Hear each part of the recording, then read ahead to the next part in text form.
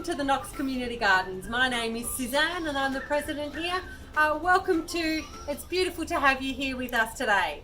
Today we're going to learn how to do two things. It's winter now, but spring is only a couple of months away, and this is the time that we need to start thinking about what seeds and seedlings we would like to plant in our spring summer garden. So I've got two ideas for you today, and all the things that we use are things that you should have in your house. So the first thing we're going to show you today is how to make a egg carton little seed tray. So this is where you would plant your little seeds waiting for them and nurturing them to become their little seedlings. So I have cut a egg container in half for the base. I have filled up each of the individual egg spots with soil, and I'm going to get my seeds, which today we've got parsnips. I'm using seeds from the Knox Community Gardens seed bank, so thank you to our members who seed save for us. And you just put in a couple of seeds into each of the little containers. I put two in each, because then if one doesn't grow, then I've got a spare. If your seeds are really small and you put a few more in, it doesn't really matter. You'll have a few extra seedlings to swap with friends or family. I'll just put a couple more into each of them. When they're all covered, when they've all got seeds in each one, cover them with a little bit of soil and water them. And remember to leave the egg carton in a nice warm spot, and keep the seeds slightly moist. You can also have a little bit of water and sea salt at the same time, and that will help your seeds germinate.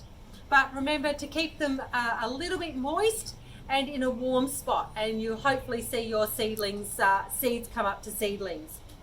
So when you do get your seedlings and they are becoming too big for your pot, or you want to transplant them to another bigger pot, we're going to make a little hothouse.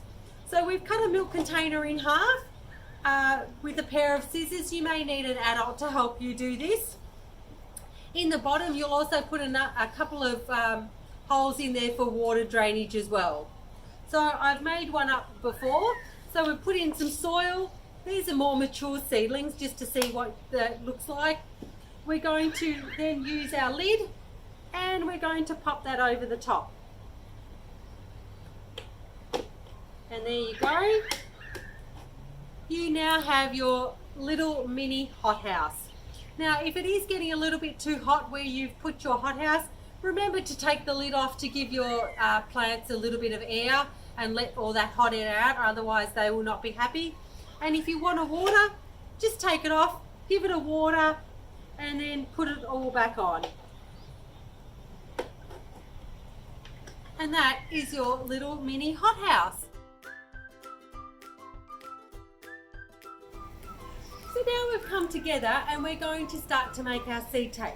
We've got to gather a couple of things first, and these are all things that will be available in your house.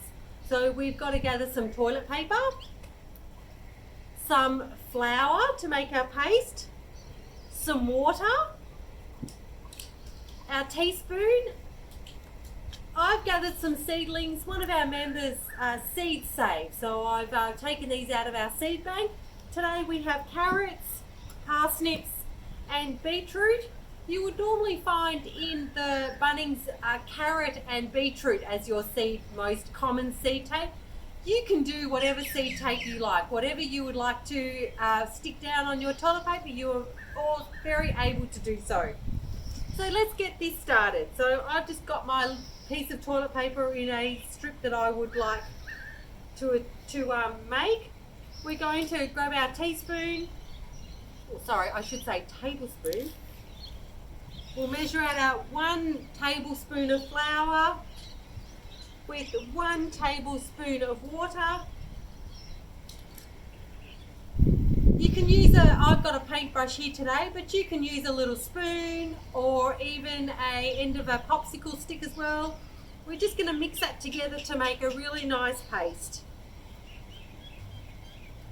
This is the glue that's going to stick our seeds onto our toilet paper. So just keep mixing that around until you get a good consistency. Now with every seeds, they generally like to be spaced apart. So you can use a ruler if you like. I'm just using my own sort of thoughts and ideas on measuring. And we're just going to place a dollop on the newspaper where you would like your seeds.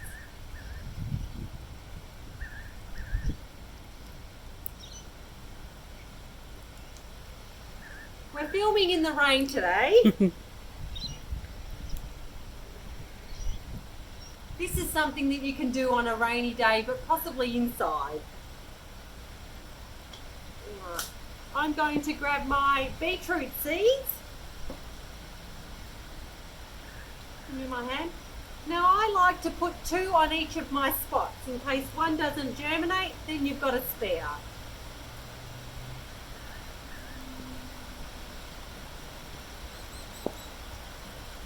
If you have a few more on the dot, it doesn't matter. You can, when they all take, you can thin them out.